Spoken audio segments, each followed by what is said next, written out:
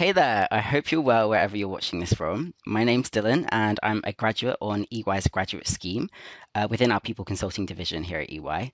And alongside my day job in people advisory services, I'm super passionate about diversity, equity, and inclusion.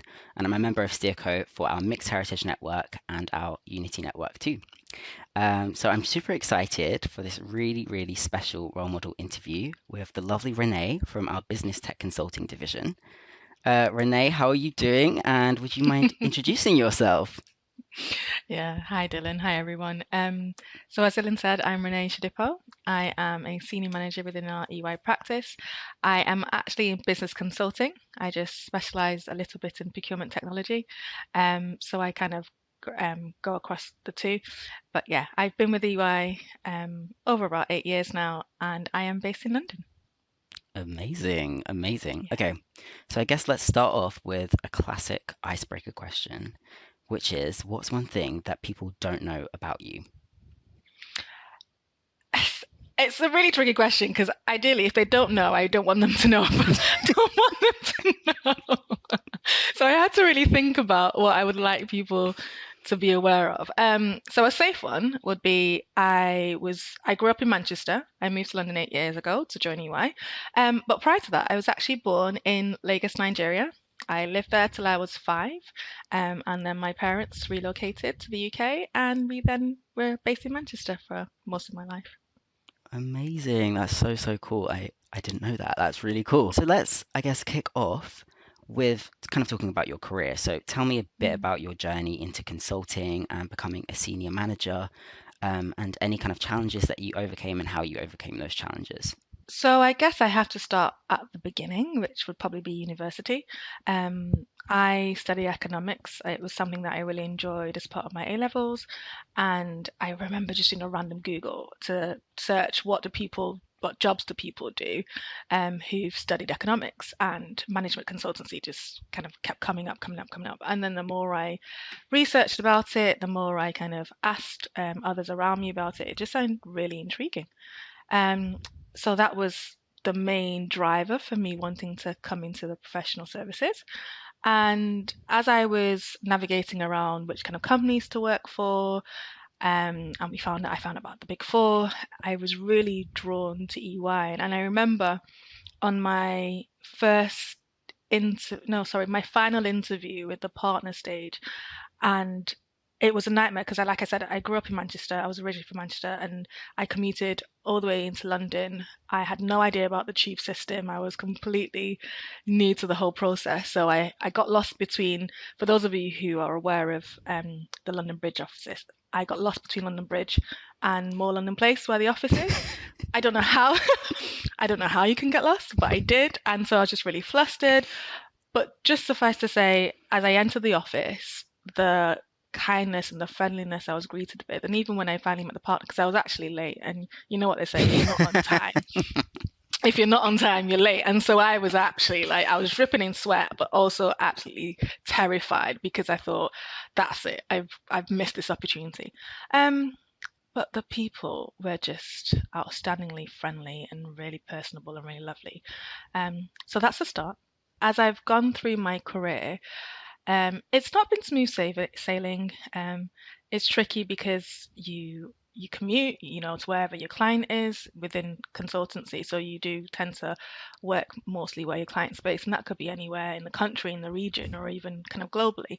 And pre-COVID, you do that majority of the week. So it was quite challenging in that sense, especially where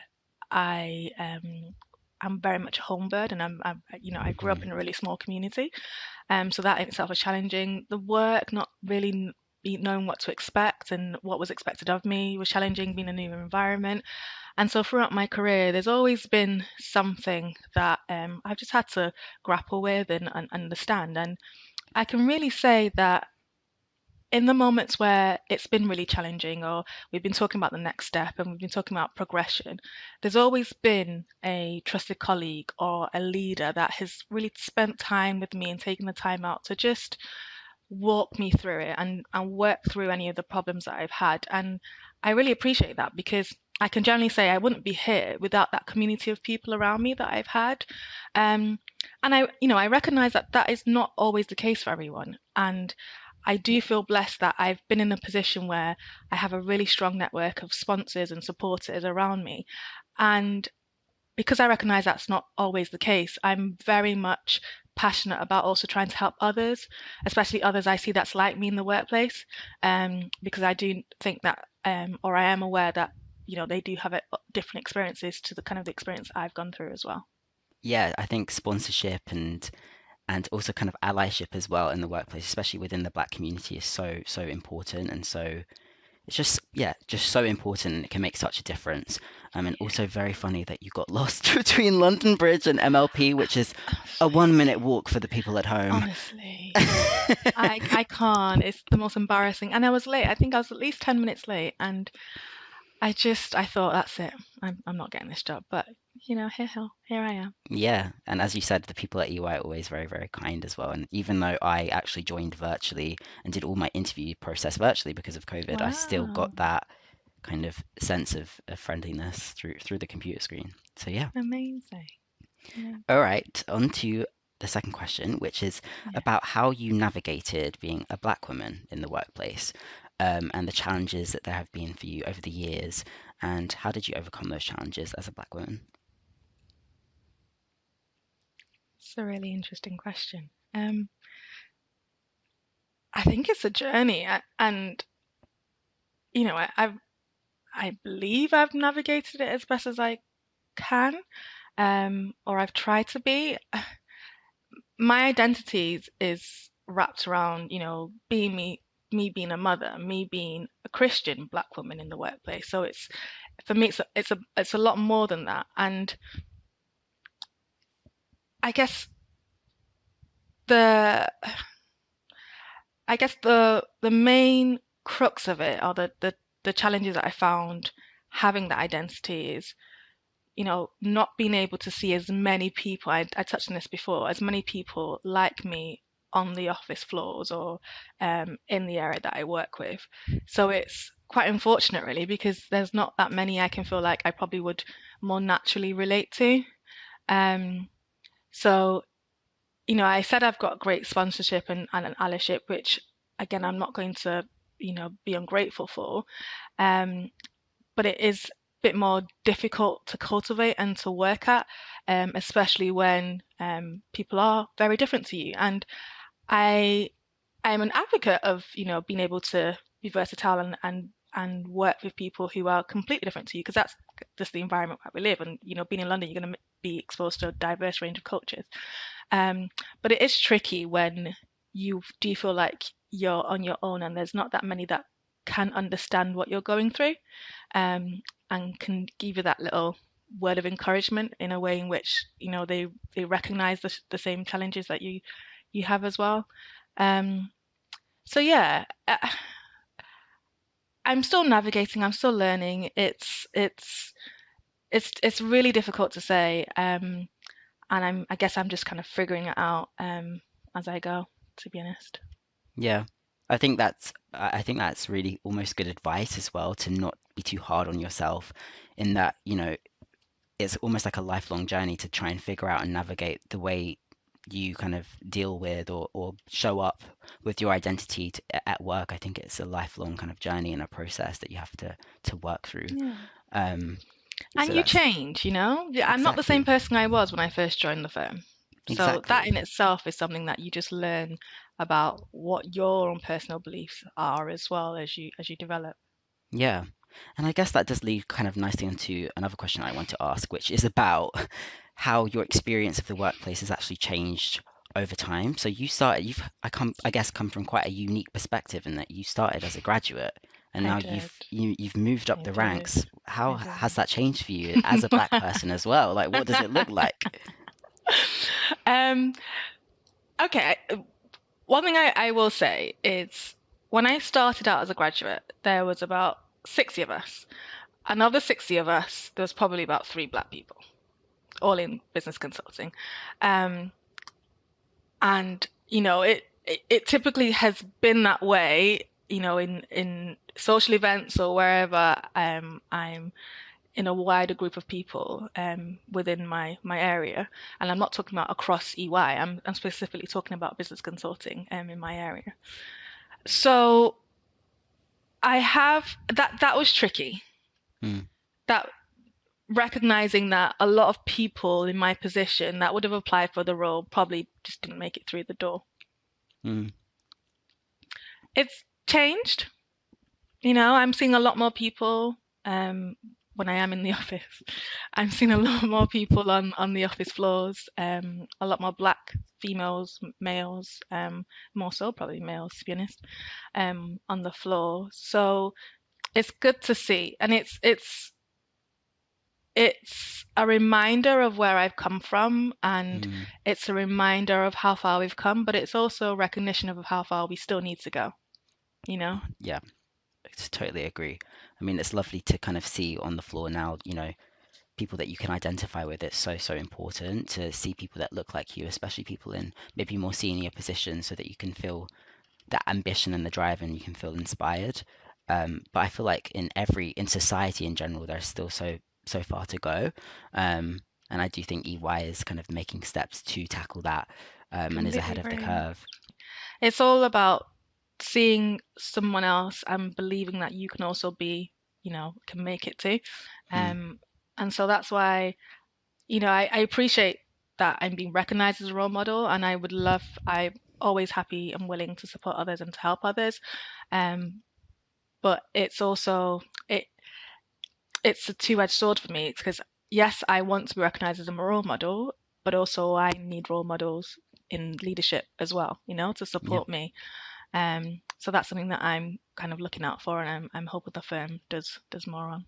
So now we've kind of spoken a bit about the challenges. Let's, think about the superpowers. So where I get this from, this word superpowers, is I was at a D&I forum Hmm. recently, and the facilitator asks, "What's your superpower as an LGBT person or as a black person?" And it sparked so many really interesting conversations. So I'm wondering what your superpower would be as a black woman. Oh, it's a wonderful question, and it's something I've not thought about. Um, so it does challenge me to think about it. So I can't give you a simple answer, sadly. Um, what I can say is, um, for many years in my career, something that I've battled with is something called the imposter syndrome, which essentially means you don't necessarily feel like you're supposed to be where you are. So whether I was a manager, a senior consultant, or even just a consultant, Mm, it's a case of, oh, should I really be at this position?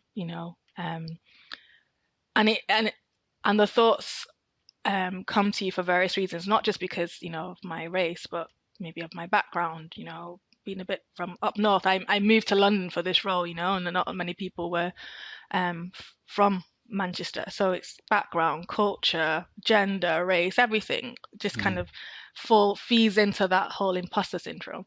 mm. Um, and so I can say now, I think about it a lot less. I'm a lot more confident and in myself, and I do believe in myself. I recognize that there's credibility and competency. There's a reason why I am here, and I've been here for so long. Um, so I think my muscles that I've stretched is resilience and persistence.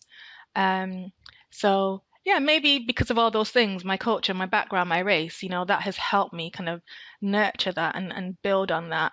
Um, so yeah, I definitely would say resilience is a big thing for me, and just it's not easy. It's really not. But you can do this, and I'm doing it.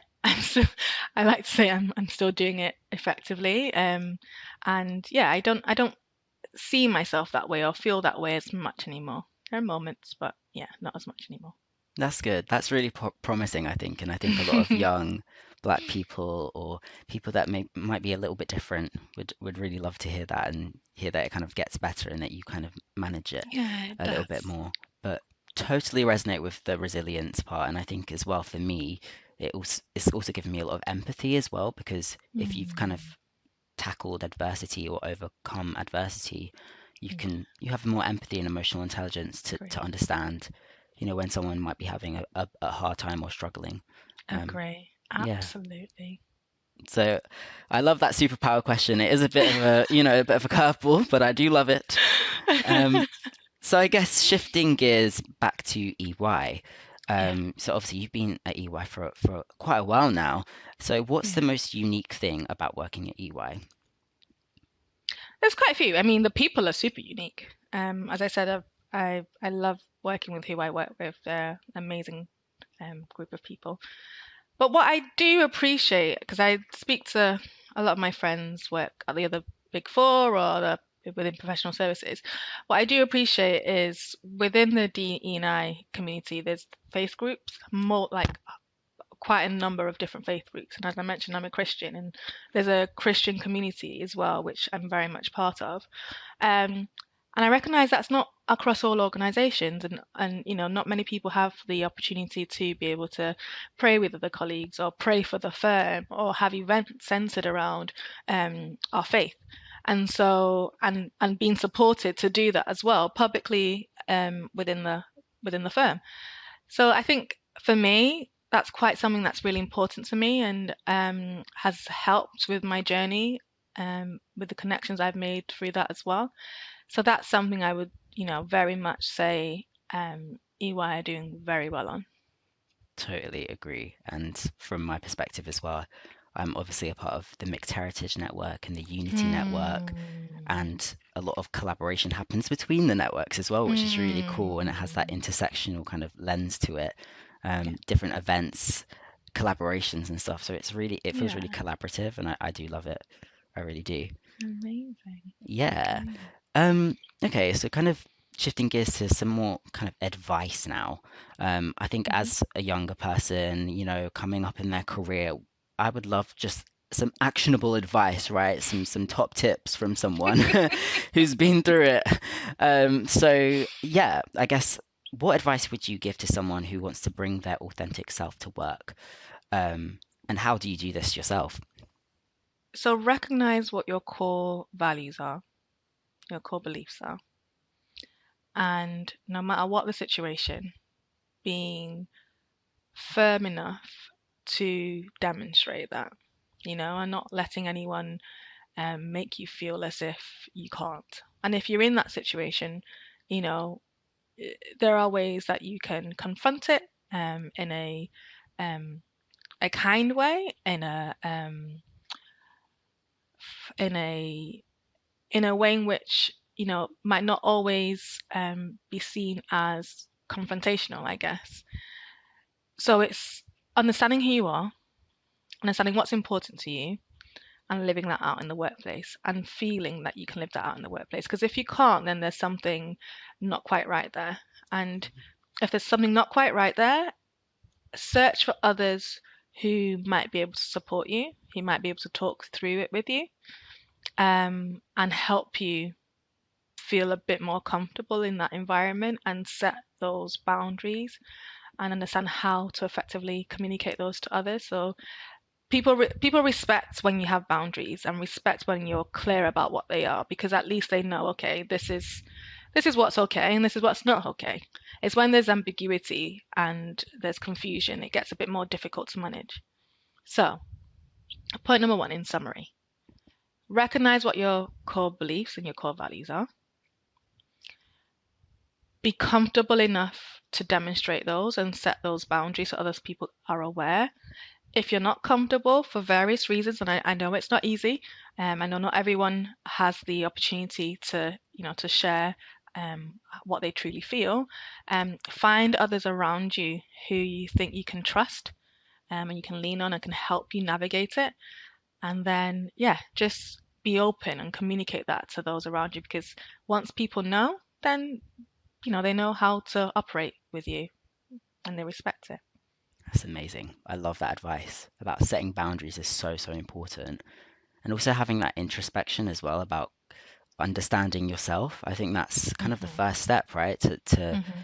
how you show up, and, understanding Hmm. yourself and delving deeper into that is really, really important. Hmm.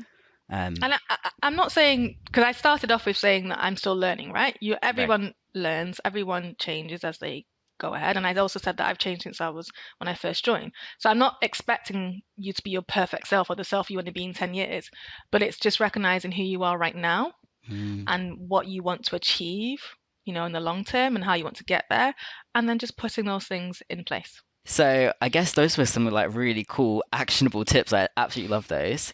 But if you could give just one piece of advice, kind of in summary almost, someone that's starting out their career, what would it be? Don't give up. Mm, Don't give up. Persistence is key. Dedication is key. It's tough. Um, Everyone has their own experiences. Everyone um, has their own views around, what the expectations are. And as you come in, you learn about what the expectations of you are, and it might be different to what you expected, but it doesn't matter. As long as you have that drive, as long as you are willing to just keep going, I would 100% recommend that you do. You don't give up. You get the people around you that you need. I'm a massive supporter of having those around you because that's what really makes your career. Having those supporters, having those sponsors who you can trust and you can speak to and who can navigate for you, and sometimes who can speak on your behalf, you know? mhm. So, yeah, don't give up and cultivate a community of people who inspire you, who add value to you and your personal journey. Yeah. And it's almost like a positive cycle as well once you have that network of people rallying, for you. And again, it really just it makes you feel more confident and it makes you feel more inspired. So I absolutely love that advice. So thank you for sharing Thank that. you. Um, and then for a final question, as this is the role model kind of interview and campaign, who is your role model and why? Mine's very personal. I mean, there are tons of people professionally that I admire, and there are tons of famous people, that I admire. But who I truly know and who I can see demonstrating some of my core beliefs on a day-to-day basis is my mum. Um, she very much inspires me.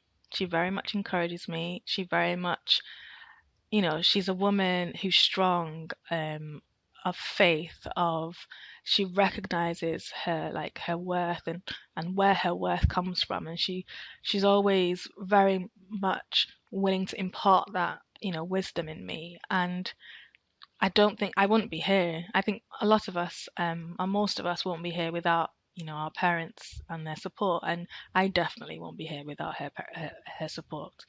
So, as a role model, as a female mother, mother with strong core values that I can see and I can emulate, it will definitely be my mum.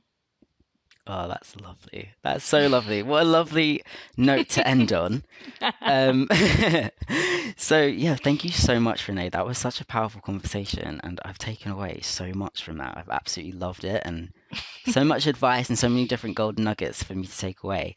And I hope everyone who's watching has also taken something away from this. So yeah, thank you for watching, and be sure to share with us any of your reflections. And thank you for watching. Thank you.